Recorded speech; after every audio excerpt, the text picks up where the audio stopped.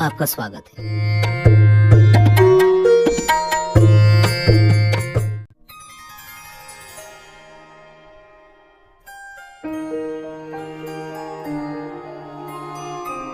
जय मां शेरा वाली। भक्तों, दुर्गा सप्तशती के इस भाग में आइए सुनते हैं तीसरा अध्याय। ऋषि बोले, महाअसुर चिक्षुर सेनापति ने जब यह देखा कि यह सेना तो इस प्रकार मारी जा रही है, तब उससे बड़ा क्रोध उत्पन्न हो गया। स्वयं ही अंबिका के साथ युद्ध करने चल पड़ा। युद्ध में जाकर उसने देवी जी पर बाणों की इस प्रकार वर्षा की जैसे मेघ सुमेरु पर्वत की चोटी पर जलधारा बरसा रहा हो।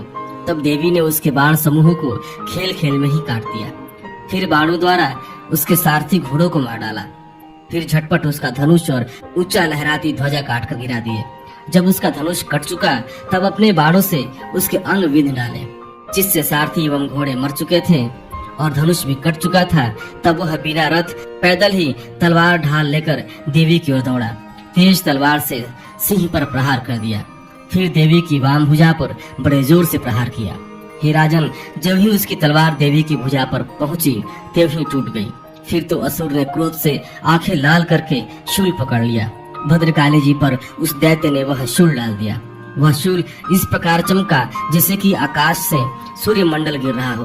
देवी जी ने अपनी ओर आते हुए शूल को देखकर उस पर अपना शूल चला दिया, जिससे वह शूल के सैकड़ों टुकड़े हो गए। साथ में उस चिक्षुर महादैत्य के प्राण भी निकल गए। जब महिषासुर का बलवान सेनापति मर गया, तब देव शत्रु चामर हाथी पर सवार होकर आ पहुंचा। आते ही उसने अंबिका देवी पर शक्ति का प्रहार कर दिया। श्री देवी जी ने हुंकार द्वारा ही मारकर तेजहीन कर उसे नीचे गिरा दिया। अपनी शक्ति को गिरा हुआ देखकर चामर को बड़ा क्रोध आ गया। उसने शूल का प्रहार कर दिया।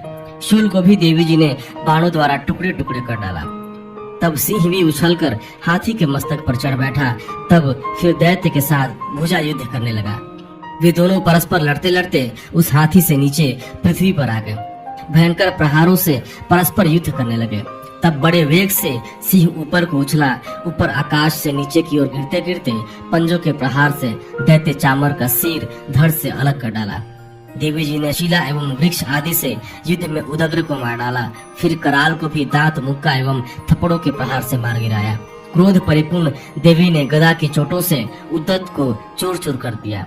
भिन्नपाल शस्त्र द्वारा वाष्पकाल तथा बाणों द्वारा अंधक एवं ताम्र को यमधाम शीघ्र भेज दिया। 3 नेत्रधारिणी परमेश्वरी ने उग्रा से उग्रवीर महाहनु नाम के दैत्यों को त्रिशूल द्वारा मार दिया। तलवार से विडाल का सिर धड़ से अलग कर दिया। दुर्धर दुर्मुख इन दोनों को बाणों द्वारा यमपुरी पहुंचा दिया।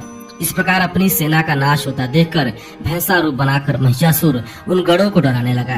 कुछ गढ़ों पर अपने थुथुनों से प्रहार किया, दूसरों पर खुरों से प्रहार करने लगा। किन्हीं को पूंछ से तोड़ा एवं दूसरों को सींगों से फाड़ा। कुछ एक को वेग द्वारा, दूसरों को सिंहनाद द्वारा, घूमने से अन्यों को श्वास वायु द्वारा पृथ्वी पर गिराया। इस प्रकार गण सेना को गिराकर वह महिष सिंह की ओर झपटा। जब ही सिंह को मारने लगा, तब जगदम्बा को बड़ा क्रोध उत्पन्न हुआ। इधर महापराक्रमी महिष भी क्रोध से पृथ्वी तल को अपने खुरों से खोदने लगा। फिर अपने सींगों से बड़े बड़े ऊंचे पहाड़ उठाकर फेंकने लगा, साथ में गरजने लगा। वेग के साथ घूमने पर पृथ्वी क्षुब्ध होकर फटने लगी। उसने पूंछ से समंदर पर प्रहार किया, जिससे क्षुब्ध होकर समंदर पृथ्वी को चारों ओर से डुबोने लगा। चलायमान होते हुए सिंगों के द्वारा छिन्न भिन्न हुए बादल टुकड़े टुकड़े हो गए। उसके श्वासों की कठोर वायु से उड़ते हुए सैकड़ों पर्वत आकाश से गिरने लगे।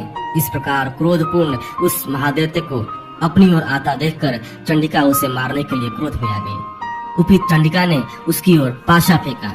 उसके द्वारा उस दैत्य को बांध लिया। तब तो उस महायुद्ध में बंधे हुए उस दैत्य ने अपना भैंसे के रूप को त्याग कर दिया, झटपट सिंह के रूप में आ गया।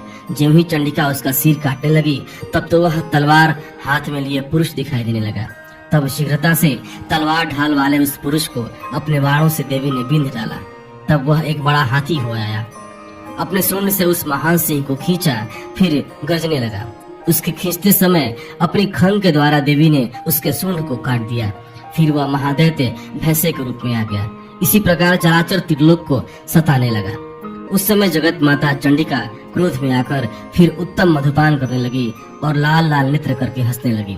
वह दैत्य भी बल पराक्रम के मद में उन्मत्त होकर गर्जने लगा। अपने सींगों से उठाकर पहाड़ देवी की ओर फेंकने लगा। देवी जी ने भी अपने बाणों से उसके फेंके हुए पर्वतों को चूर चूर कर दिया। तब सुरापान के मद के कारण लाल लाल मुख वाली चंडिका जी ने कुछ अस्त व्यस्त शब्दों में कहा। देवी जी बोली, हे मूढ़, जब तक कि मैं मधुपान कर लूं तब तक तू क्षण भर के लिए गर्ज ले। मेरे द्वारा संग्राम भूमि में तेरा वध हो जाने पर तो शीघ्र ही देवता भी गर्जने लगेंगे। ऋषि बोले, इस प्रकार कहकर देवी जी उड़कर उस महादैत्य पर चढ़ गई। पांव से दबाकर दैत्य के कंठ पर त्रिशूल से आघात किया। देवी के पांव से दबे हुए उस दैत्य ने अपने मुख से बाहर निकलने का प्रयत्न दूसरे रूप से किया। अभी आधा निकला ही था कि देवी जी ने अपने पराक्रम द्वारा वहीं रोक लिया। आधा निकलकर भी उस दैत्य ने युद्ध करना आरंभ किया। तभी देवी जी ने अपनी तीखी तलवार से उसका सिर काटकर नीचे गिरा दिया। दैत्य सेना हाहाकार करने लगे। तब उस सारी सेना का भी देवी जी ने नाश कर दिया। सभी देवता अत्यंत प्रसन्न हुए। दिव्य महर्षियों के साथ देवता लोगों ने उन देवी की स्तुतियां की। गंधर्व जन गायन करने लगे और अप्सराएं नाचने लगी। एक बार प्रेम से बोलिए, जय मां शेरा वाली। इसी